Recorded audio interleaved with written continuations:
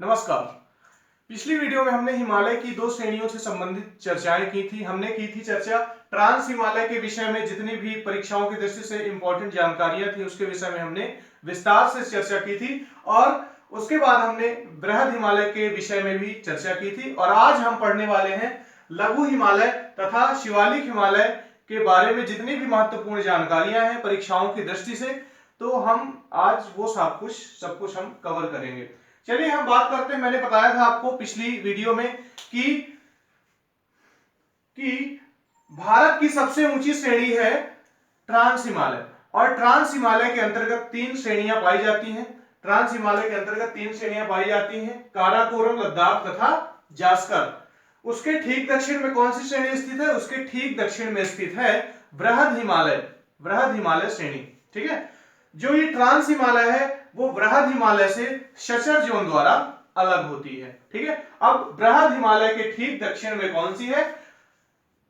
मध्य हिमालय, या इसी को कहते हैं लघु हिमालय, और उसके ठीक दक्षिण में स्थित श्रेणी का नाम है शिवालिक हिमालय। ठीक है, चलिए अब हम बात करते हैं मध्य हिमालय के बारे में। ठीक है, जो ये मध्य हिमालय है, जो ये मध्य, या इसी को लघु हिमालय कहते हैं, ये मध्य हिमालय है वह शिवालिक हिमालय से मेन सीमांत दरार के द्वारा अलग होता है। लघु हिमालय शिवालिक हिमालय से मेन सीमांत दरार के द्वारा अलग होता है। लघु हिमालय की चौड़ाई लगभग 80 से 100 किलोमीटर है। लघु हिमालय की जो चौड़ाई है वह लगभग 80 से 100 किलोमीटर है, तथा इसकी जो औसत ऊंचाई है वह लगभग 1800 से 3000 किलोमीटर है। वह लगभग 1800 से 3000 किलोमीटर है। मैंने आपको पिछली वीडियो में बताया था कि जो ये हिमालय पर्वत है, इसका ये जो पश्चिम में इसकी ऊंचाई थोड़ा कम है, लेकिन इसकी जो चौड़ाई है वह काफी अधिक है। लेकिन जैसे जैसे हम पूर्व में जाते हैं, आप देखिए यहां पर ये ज्यादा चौड़ा है, और ज्यादा चौड़ा होने के साथ ये कम ऊंचा है। लेकिन हम जैसे जैसे हम पूर्व की तरफ बढ़ते जाएंगे तो हिमालय की जो चौड़ाई है वो कम होती जाएगी, तथा इसकी ऊंचाई भी दूरी के साथ बढ़ती चली जाएगी। ठीक है, तो आइए अब हम इसके बारे में और बात करते हैं। मध्य हिमालय के अंतर्गत 5 श्रेणियां पाई जाती हैं। मध्य हिमालय के अंतर्गत 5 श्रेणियां पाई जाती हैं। पहली श्रेणी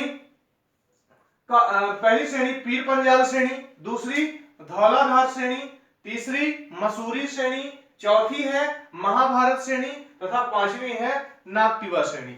ये श्रेणियां अलग अलग स्थानों में अवस्थित है। तो देखते हैं, पीर पंजाल श्रेणी जो है वह मुख्य रूप से जम्मू कश्मीर में इसका विस्तार है। ठीक है, धौलाधार श्रेणी का मुख्य रूप से विस्तार हिमाचल प्रदेश में है, तथा मसूरी श्रेणी का विस्तार मुख्य रूप से उत्तराखंड में है। धौलाधार के पूर्व में मसूरी श्रेणी के पूर्व में महाभारत श्रेणी, तथा महाभारत श्रेणी के पूर्व में नागटिवा श्रेणी है। ठीक है, मसूरी श्रेणी का विस्तार उत्तराखंड में है, उसके पूर्व में महाभारत श्रेणी है, इसका विस्तार नेपाल में है, तथा नागटिवा श्रेणी का विस्तार भी नेपाल में है। ठीक है, अब आइए हम बात करते हैं पीर पंजाल श्रेणी के बारे में। पीर पंजाल श्रेणी के बारे में हम थोड़ा सा बात कर लेते हैं। देखिए, जो लघु हिमालय की जो सबसे पश्चिमी श्रेणी है वह कौन सी श्रेणी है? पीर पंजाल श्रेणी। लघु हिमालय की सबसे पश्चिमी श्रेणी मुख्य रूप से जम्मू कश्मीर में स्थित है, जिसका नाम है पीर पंजाल श्रेणी। ठीक है, अब देखिए, थोड़ा ध्यान से सुनिएगा। पीर पंजाल श्रेणी के दक्षिण में क्या स्थित है? जम्मू। आप अपने एटलस में भी देखिएगा, पीर पंजाल श्रेणी के दक्षिण में जम्मू, तथा इसके उत्तर में श्रीनगर स्थित है। पीर पंजाल श्रेणी के दक्षिण में जम्मू, तथा इसके उत्तर में श्रीनगर स्थित है। तो जम्मू से श्रीनगर को अगर हमें जाना है, जम्मू से अगर हमको श्रीनगर जाना है, तो हम इसी श्रेणी को पार करते हुए, या उसमें एक दर्रा है जिसके बारे में भी मैं बताऊंगा, तो उसी दर्रे से होकर हम जाते हैं। ठीक है, तो अब ध्यान से सुनिएगा। तो जम्मू से श्रीनगर तक जाने वाली सड़क बनिहाल दर्रे से होकर जाती है। ठीक है, काराकोरम पीर पंजाल श्रेणी पर दो दर्रे स्थित हैं, एक दर्रे का नाम क्या है, पीर पंजाल दर्रा, तथा दूसरे दर्रे का नाम है बनिहाल दर्रा। ठीक है, तो अगर हमें जम्मू से श्रीनगर जाना है तो हम बनिहाल दर्रे से होकर जाते हैं। ठीक है, कई बार यह भी पूछ लेता है जवाहर सुरंग। ठीक है, तो बनिहाल दर्रे पर एक सुरंग बनाई गई है, बनिहाल दर्रे पर एक सुरंग बनाई गई है जिसका नाम है जवाहर सुरंग। ठीक है, तो हम इसे ऐसा भी कह सकते हैं कि जम्मू से श्रीनगर को जाने वाली सड़क जवाहर सुरंग से होकर गुजरती है, जवाहर सुरंग से होकर गुजरती है, जो कि बनिहाल दर्रे पर स्थित है, जो कि बनिहाल दर्रे पर स्थित है। देखिए दर्रा इस प्रकार, ये मैंने यहाँ पर बनाया है, इस प्रकार का यहाँ पे साइन है। ठीक है, तो जम्मू से श्रीनगर को जाने वाला रास्ता जवाहर सुरंग से होकर जाता है, जो कि बनिहाल दर्रे पर स्थित है। और बनिहाल दर्रा कहां पर स्थित है, पीर पंजाल श्रेणी पर। ठीक है, तो चलिए हम आगे बात करते हैं। हाँ, थोड़ा सा मैं इसके बारे में बता भी दूं, जो ये जवाहर सुरंग है, इसके आसपास के क्षेत्र में बहुत ज्यादा मात्रा में बर्फबारी होती है और इससे संबंधित घटनाएं भी आती रहती हैं, सुनने में आती रहती हैं, न्यूज में, टीवी में, है ना, आती रहती हैं। कई बार तो ऐसा भी हुआ है कि वहां लोग फंस भी गए हैं, जैसे सुरंग है उसी के अंदर लोग फंस गए हैं, क्योंकि वहां पर आसपास के क्षेत्रों में बर्फबारी होती है। ठीक है, और यह काफी संवेदनशील क्षेत्र भी है, इसलिए यहाँ पर कड़ी सुरक्षा भी तैनात की गई है। मतलब हमारे जो जवान हैं, हमारे जो सैनिक हैं, वह इस क्षेत्र में ज्यादा मात्रा में सुरक्षा की दृष्टि से वहां पर उनकी ड्यूटी लगाई गई है। ठीक है, चलिए हम आगे बात करते हैं धौलाधार श्रेणी के बारे में। ठीक है, इसके पूर्व में कौन सी श्रेणी स्थित है, धौलाधार श्रेणी।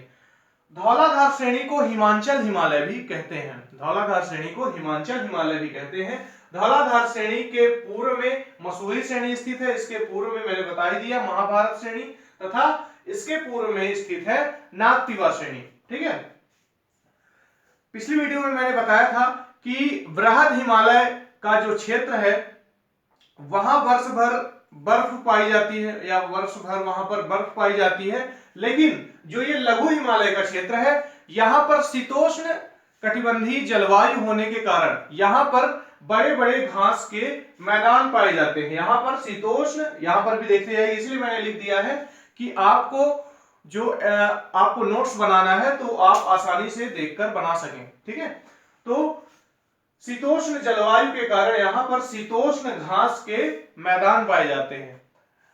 लघु हिमालय में शीतोष्ण जलवायु पाई जाती है, इसलिए यहां पर शीतोष्ण घास के मैदान पाए जाते हैं। इन शीतोष्ण घास के मैदानों को जम्मू कश्मीर में मर्ग कहते हैं, तथा उत्तराखंड में बुग्याल और पयार कहते हैं। ठीक है, तो जम्मू कश्मीर में मर्ग कहते हैं, जैसे कि सोनमर्ग हो गया, गुलमर्ग हो गया। ठीक है, ये जो क्षेत्र है ये स्कीइंग के लिए बहुत बहुत मतलब ये यहाँ पर प्राकृतिक सौंदर्य है। ठीक है, तथा यहाँ स्कीइंग करने भी लोग जाते हैं। ठीक है, स्कीइंग समझ गए ना आप लोग, देख लीजिएगा, सर्च कर लीजिएगा क्या है, मैंने बता दिया, मैं यहाँ पर नहीं समझाऊंगा क्या है।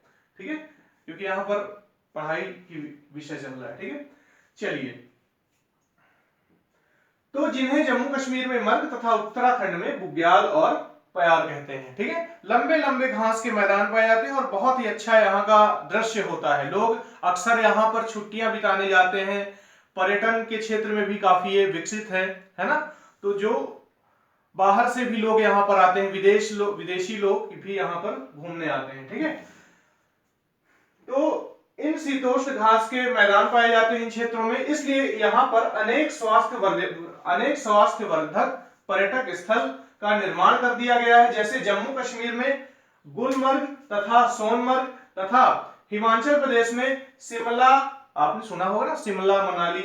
ठीक है, तो जम्मू कश्मीर में स्वास्थ्यवर्धक पर्यटक स्थल मतलब वही लोग जाते हैं घूमने, देखने, है ना, छुट्टियां बिताने, गुलमर्ग तथा सोनमर्ग, तथा हिमाचल प्रदेश में शिमला भी आपने सुना होगा। शिमला के बारे में थोड़ा सा बता देता हूं। शिमला तो मध्य प्रदेश, हिमाचल प्रदेश की राजधानी है, आप जानते हैं सभी, है ना, लेकिन शिमला का नाम शिमला कैसे पड़ा, शिमला का नाम ऐसे पड़ा, मैं थोड़ा सा इसके बारे में बताना चाहता हूं। वहां शिमला पर एक श्यामला नाम की देवी हुआ करती थी, श्यामला नाम की एक देवी हुआ करती थी, जिन्हें काली माता का अवतार माना जाता है, जिन्हें काली माता का अवतार माना जाता है, इसीलिए श्यामला से ही नाम आया शिमला। ठीक है, तब से इसका नाम शिमला हो गया। ठीक है, शिमला, मनाली, मनाली भी बहुत अच्छा स्थल है घूमने की दृष्टि से, आप जाइएगा कभी। ठीक है, डलहौजी, डलहौजी लॉर्ड डलहौजी के नाम पर ही इस स्थान का नाम रख दिया गया है। ठीक है, उत्तराखंड में मसूरी, मसूरी तो आप जानते होंगे, आप अगर सिविल सर्विस की तैयारियां कर रहे हैं तो आपकी जो ट्रेनिंग होगी वो लवासना में ही होगी, और लवासना कहाँ स्थित है? मसूरी में ही स्थित है। एक बात और मैं आपको बता दूं, मसूरी, मसूरी का नाम कैसे पड़ा मसूरी?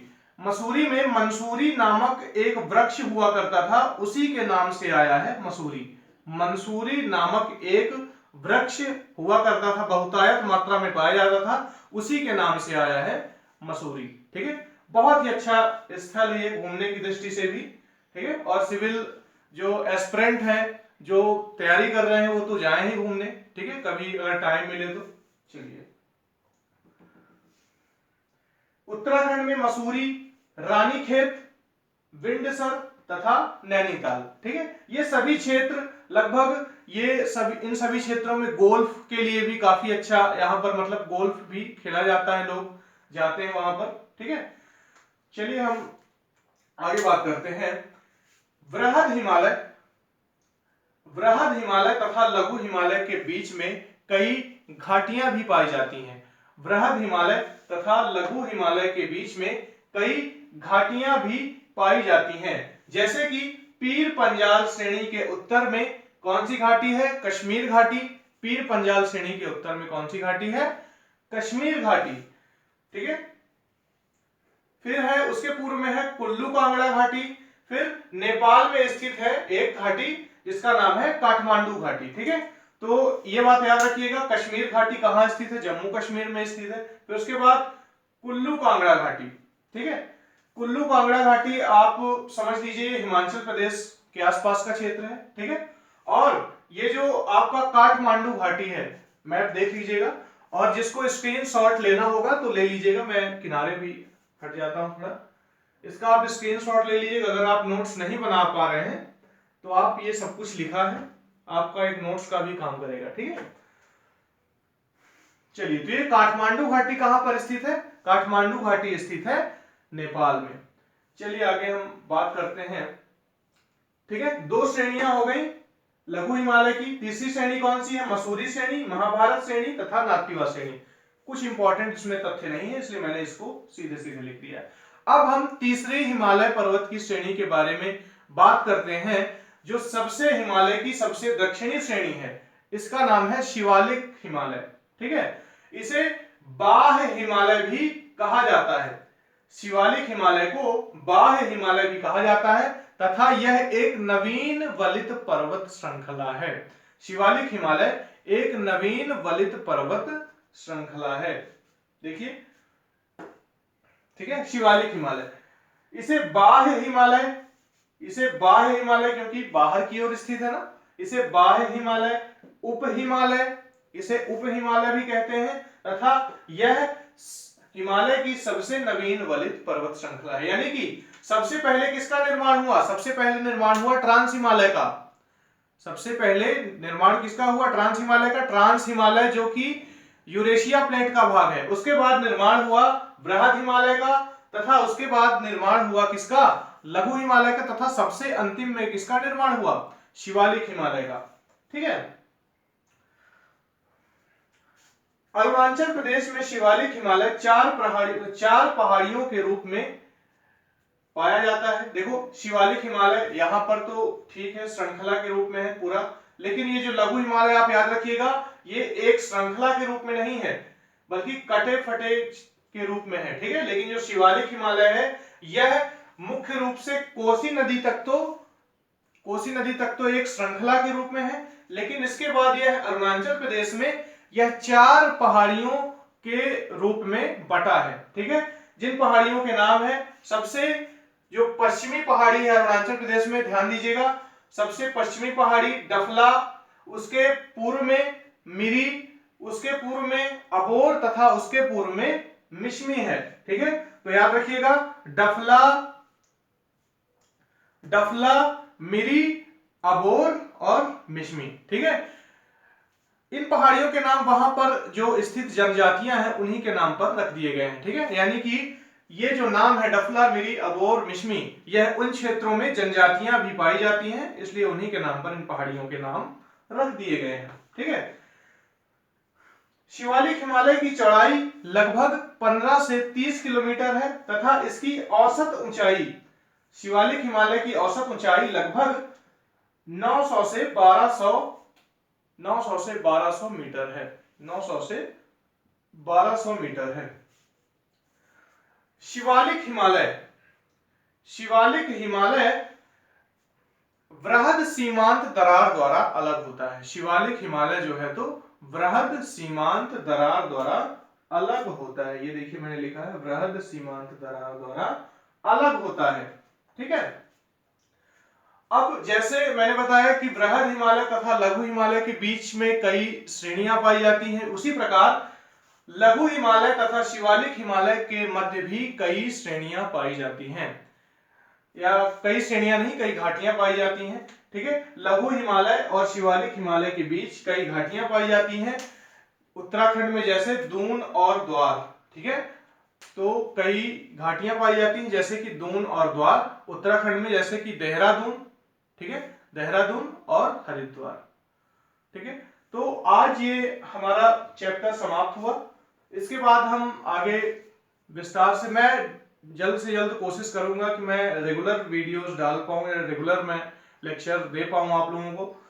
थोड़ा सा टेक्निकल समस्या के कारण मैं अभी तक वीडियो कुछ थोड़ा सा लेट हो गया, तो आगे मैं कोशिश करूंगा कि ये सतत रूप से निरंतर चलता रहे बिना किसी गैप के, ताकि आपको भी दिक्कत का सामना ना करना पड़े। ठीक है, तो होप रखिए, मेहनत कीजिए। ठीक है, धन्यवाद।